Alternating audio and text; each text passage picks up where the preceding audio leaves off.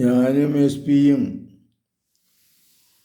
വേശ്യ കോളനിയിൽ നിന്ന് പിന്നെ നേരെ പോയത് പുഷ്പനഗർ കോളനിയിലോട്ടാണ്. അപ്പോൾ താഴെ അല്പം അങ്ങോട്ട് ചെന്ന് കഴിഞ്ഞപ്പോൾ കണ്ടു കള്ള് ഷാപ്പും ചാരായ ഷാപ്പും. അത് മെയിൻ ഷാപ്പാണ്. നേരത്തെ പൂട്ടിച്ചത് ഉപഷാപ്പുകളാണ് പൂട്ടിച്ചത്. കള്ള് ഷാപ്പിൻ്റെ മുമ്പിൽ ചെന്ന് കഴിഞ്ഞപ്പോൾ വണ്ടി നിർത്താൻ പറഞ്ഞു എസ് പി. വണ്ടി നിർത്തി കഴിഞ്ഞപ്പോൾ കള്ള് ഷാപ്പുകാരനോട് പറഞ്ഞു, പോലീസുകാരനെ പറഞ്ഞു വിട്ടിട്ട് പറഞ്ഞു ആ ഷാപ്പുകാരനോട് ഇങ്ങ് വരാൻ പറയാൻ പറഞ്ഞു. ചാരായ ഷാപ്പുകാരനോടും പറഞ്ഞു, പിന്നെ ഇങ്ങോട്ട് വരാനായിട്ട് പറഞ്ഞു. രണ്ടുപേരും വണ്ടിയുടെ മുമ്പിലോട്ട് വന്നു കഴിഞ്ഞപ്പോൾ പറഞ്ഞു, നിങ്ങൾക്ക് ലൈസൻസ് ഉണ്ടോയെന്ന് ചോദിച്ചു. ഉണ്ടെന്ന് പറഞ്ഞു. രണ്ടുപേരോടും ലൈസൻസ് എടുത്തുകൊണ്ടിരാൻ പറഞ്ഞു. അപ്പോൾ ലൈസൻസ് എടുത്തുകൊണ്ടുവന്ന് കഴിഞ്ഞിട്ട് പിന്നെ അയാളൊന്ന് നോക്കിയിട്ട് ചാരായ ഷാപ്പുകാരനോട് പറഞ്ഞു കുഴപ്പമൊന്നുമില്ല, പിന്നെ ഉപഷാപ്പിനി നടത്തരുതെന്ന് പറഞ്ഞു. കള്ള് ഷാപ്പുകാരനോട് പറഞ്ഞു, പിന്നെ നീ ഇനി പിന്നെ എന്നതാണ് നാളെ മുതൽ ഈ കള്ള് ഷാപ്പ് നടത്താൻ പാടില്ലെന്ന് പറഞ്ഞു. ഞാനും ഞെട്ടി, അവരും ഞെട്ടി. ഇത്രയും പറഞ്ഞു കഴിഞ്ഞിട്ട് നേരെ ഞങ്ങൾ പിന്നെ ഞാൻ പണിയിച്ച കോളനിയിലേക്ക് പോകുന്ന സമയത്ത് ഞാൻ എസ് പിയോട് ചോദിച്ചു, സാറേ അവിടെ എന്നാ പ്രശ്നം? മറ്റത് പിന്നെ ലൈസൻസ് ഇല്ലാത്തതായിരിക്കും, ഉപഷാപ്പല്ലേ, ഇത് ലൈസൻസായിട്ട് നടത്തുന്നതല്ലേ. അപ്പോൾ അയാൾ പറഞ്ഞു, അച്ചോ അത് ഞാൻ പറയാൻ കാരണം ഈ കള്ള് ഷാപ്പും ചാരായ ഷാപ്പും ഒരേ ബിൽഡിങ്ങിൽ നടത്താൻ പാടില്ല എന്നാണ് നിയമം. ഇതിപ്പോൾ ഒറ്റ ബിൽഡിങ്ങിലാണ് സംഭവിച്ചിരിക്കുന്നത്. എന്നാന്ന് വെച്ചിട്ടുണ്ടെങ്കിൽ ചാരായ ഷാപ്പ് ആ ബിൽഡിംഗ് നമ്പറുണ്ട്, കള്ള് ഷാപ്പുകാരൻ്റെ ലൈസൻസും ഉണ്ട്, പക്ഷെ നമ്പറില്ല, ബിൽഡിംഗ് നമ്പർ സെയിമാണ്. അത് അങ്ങനെ അല്ല, ബിൽഡിംഗ് നമ്പർ ഇട്ടിട്ടേ ഇല്ല. അപ്പോൾ അത് മിക്കവാറും വേറെ എവിടെയെങ്കിലും ഇരുന്ന ഷാപ്പ് ഇവർ സൗകര്യത്തിന് വേണ്ടിയിട്ട് ഇവിടെ കൊണ്ടുവന്ന് വെച്ചേക്കണ കാര്യം. അച്ചോ ഇത് നാട് മുഴുവൻ ഇതുപോലെ നശിപ്പിക്കുക അച്ചോ. കള്ളും ചാരായമായിട്ട് അവർക്ക് ഇഷ്ടമുള്ളിടത്തിലൊക്കെ വെച്ച് പോലീസുകാർക്ക് കാശും കൊടുത്ത് നശിപ്പിക്കുക. എനിക്കൊരു വലിയ ബോധ്യമായിരുന്നു അത്.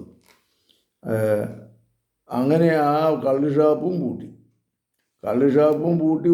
ഉപഷാപ്പും പൂട്ടി ഒറ്റ ദിവസം കൊണ്ട്. അപ്പോൾ 2 ഉപഷാപ്പുകളും ഒരു കള്ള് ഷാപ്പും പൂട്ടി ഒരനുഭവം. ഞാനൊന്നും ചെയ്തതല്ല, ഞാൻ പ്രതീക്ഷിച്ചതുമല്ല. പക്ഷേ ദൈവത്തിൻ്റെ കരങ്ങൾ വളരെ ശക്തമാണ്. ഒരു കള്ള് ഷാപ്പ് ഉണ്ടെങ്കിൽ ശരാശരി 100 കുടുംബങ്ങൾ നശിക്കുന്നുണ്ട്. അതുകൊണ്ട് ഇതൊക്കെ പിന്നെ നമ്മുടെ ജീവിതത്തെ, നമ്മുടെ കുടുംബത്തെയൊക്കെ നശിപ്പിക്കുന്നതാണെന്നുള്ള ബോധ്യം നമുക്കുണ്ടാവണം. ഏതായാലും എനിക്കിട്ട് പാര വെച്ച കള്ള് ഷാപ്പുകാരും ചാരായ ഷാപ്പുകാരും ഒക്കെ അവസാനം വെള്ളം കുടിച്ചു. അവസാനം പിന്നെ ഇവരെന്നെ അന്വേഷിച്ച് എൻ്റെ വീട്ടിൽ ചെന്ന് അപ്പനോട് പറഞ്ഞു, ഇതെങ്ങനെയെങ്കിലും മോനോടൊന്ന് പറഞ്ഞ് അടുത്ത പിന്നെ ലേലം വരെയെങ്കിലും വലിയ പ്രശ്നമില്ലാതെ ഒന്ന് നടത്താനായിട്ട് ഞങ്ങൾക്ക് അനുവാദം തരണം. അപ്പം പറഞ്ഞു, മോനോട് പറഞ്ഞിട്ട് പിന്നെ അച്ഛമ്മോനോട് പറഞ്ഞിട്ട് വലിയ കാര്യമൊന്നുമില്ല. അവനിങ്ങനെ ഈ പറയുന്ന പിന്നെ എന്നതാണ് മദ്യത്തിനെതിരായിട്ട് പ്രവർത്തിക്കുന്ന തലമാണ്. അപ്പോൾ അതുകൊണ്ട് നിങ്ങളെങ്ങനെയെങ്കിലും പിന്നെ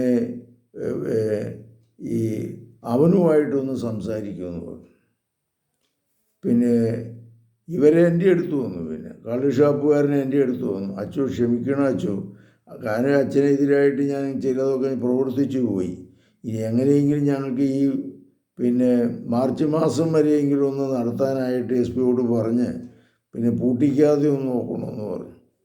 ഞാൻ പറഞ്ഞു, അല്ല ആദ്യം എന്നോട് പറഞ്ഞത് അങ്ങനെയല്ല, അച്ഛൻ ഇച്ചിരി സംഭാവന തരാൻ വന്നേക്കുകയെന്ന്. സംഭാവന തരാനാണ് വന്നേക്കണത്. എനിക്ക് മനസ്സിലായി ഇവന്മാർ നമ്മളിട്ട് വേല വെക്കാനാണ് വന്നേക്കണേന്ന്. ഞാൻ പറഞ്ഞു, സംഭാവന ഒരു കാര്യം ചെയ്തു, ചേട്ടൻ ആ നേർച്ചപ്പെട്ടിയിൽ ഇട്ടുകൊണ്ട് പോയിക്കോളാൻ പറഞ്ഞു. അല്ലാച്ചോ പിന്നെ ഇങ്ങനെയാണെന്നൊക്കെ പറഞ്ഞു. ഞാൻ പറഞ്ഞു, ഇതെൻ്റെ പണിയല്ലല്ലോ, എസ് പിയോട് ഞാൻ പറഞ്ഞിട്ട് കാര്യമൊന്നുമില്ല. നിങ്ങൾ തന്നെ ചെന്ന് എസ് പിയോട് പറ കള്ള് ഷാപ്പൊന്നും പൂട്ടരുതെന്ന്. ഞാൻ മദ്യത്തിനെതിരാണ് ചേട്ടാ. മദ്യം കഴിക്കുക ഒരു കള്ള് ഷാപ്പ് ഉണ്ടെങ്കിൽ അവരെ 100 കുടുംബങ്ങൾ നശിക്കുന്നുണ്ട്. അതുകൊണ്ട് ചേട്ടൻ ഈ ജോലി ഉപേക്ഷിച്ചിട്ട് ദൈവത്തിൻ്റെ പാതയിലേക്ക് വരിക. മറ്റുള്ളവരെ നശിപ്പിക്കലല്ല നമ്മൾ ചെയ്യേണ്ടത്, മറ്റുള്ളവർക്ക് നന്മ ചെയ്യാൻ സാധിക്കുമെങ്കിൽ എന്നോടും കൂടെ സഹകരിക്കുക. ഇങ്ങനെ പറഞ്ഞ് അവരെ പറഞ്ഞു വിട്ടു. ചുരുക്കത്തിൽ പിന്നെ വീട്ടിൽ ചെന്നിട്ടും രക്ഷയില്ല, എൻ്റെ അടുത്ത് വന്നിട്ടും രക്ഷയില്ല, പിന്നെ SP അടുത്ത് ചെന്നിട്ടും രക്ഷയില്ല. അയാളൊരു പ്രത്യേക ടൈപ്പാണ്. അയാൾ ഇങ്ങനെയുള്ള സംഗതികൾക്കൊക്കെ എതിരാണ്. അപ്പോൾ അതുകൊണ്ട് അങ്ങനെ ചില സംഭവങ്ങൾ ജീവിതത്തിൽ ഉണ്ടായിട്ടുണ്ട്. ഞാൻ ദൈവത്തിന് നന്ദി പറയുക. പലപ്പോഴും നമുക്കിട്ട് പാര വയ്ക്കുന്നവൻ്റെ നമ്മൾ പാരയൊന്നും വയ്ക്കാൻ പോകാറില്ല, പക്ഷേ പാര ദൈവം വയ്ക്കും എന്നുള്ളതാണ് ഞാൻ മനസ്സിലാക്കുന്നത്. ഇങ്ങനെയുള്ള അനുഭവങ്ങളും നിങ്ങളുമായിട്ട് പങ്കുവയ്ക്കുകയാണ്. കർത്താവേ, ഞങ്ങൾക്ക് നൽകിയ അനുഗ്രഹത്തിന് നന്ദി പറയുന്നു. പരിശുദ്ധ പരമദിവ്യകാരുണ്യത്തിന് നേരവും ആരാധനയും സ്തുതിയും പുകഴ്ചയും ഉണ്ടായിരിക്കട്ടെ. ഈശോ മിശിഹായ്ക്കും സ്തുതിയായിരിക്കും.